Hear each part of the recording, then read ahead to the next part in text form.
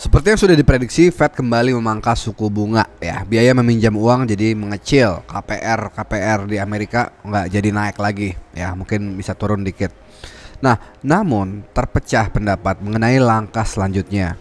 Ini yang terlihat dari voting ya, gubernur-gubernur Fed, Bank Sentralnya Amerika gitu, itu terpecah, beda pendapat. Dan seperti biasa, Stephen Miran, orangnya Donald Trump, orang yang percaya bahwa dolar Amerika itu nggak boleh terlalu kuat, setuju ingin lebih jatuh lagi itu suku bunga ya. Jadi minjem duit makin gampang. Dan efeknya apa? Efeknya yang ditakutkan ya sama kubu yang anti itu adalah inflasi makin parah. Nah kebetulan beberapa bulan lalu itu banyak kejadian ya. Salah satunya itu pemerintah Amerika tutup, jadi nggak ada data baru mengenai inflasi, mengenai pengangguran gitu. Dan ya jadi nggak jelas nih, mereka bergerak di data yang nggak jelas, makanya mungkin terpecah gitu. Dan buat kita Bitcoiner yang paling penting adalah kita pencinta inflasi. Jadi makin banyak jumlah uang itu makin seneng kita gitu, karena kita udah memegang aset yaitu Bitcoin. Dan kita ajak juga orang-orang lain khususnya menengah ke bawah ya, yang nggak sanggup beli aset saham, emas gitu-gitu, properti buat beli Bitcoin.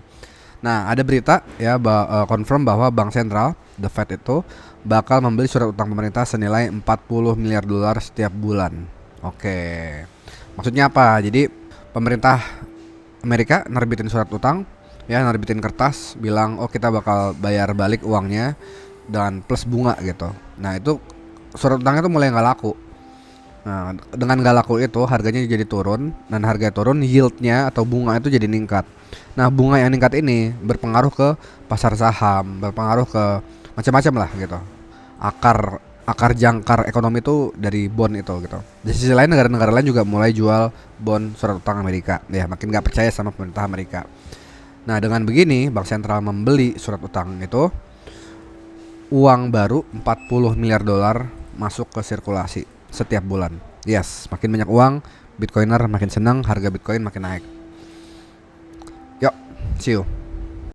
Belajar Bitcoin itu bisa panjang loh ya. Ada yang bilang bisa sampai 100 jam, 1000 jam ya. Coba googling sendiri gitu. Nah, gimana kalau ada program 2 jam doang, lu bener-bener paham apa-apa yang penting dari Bitcoin.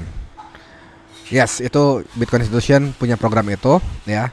Websitenya aja bitcoininstitution.xyz, dan cuman 2 jam secara profesional lo bakal belajar Bitcoin tanpa banyak lecture, tanpa banyak kuliah gitu. Banyak simulasi dan demo.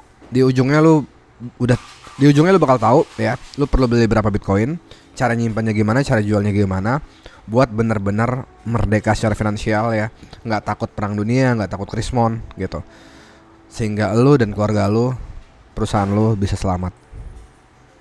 See you on the class.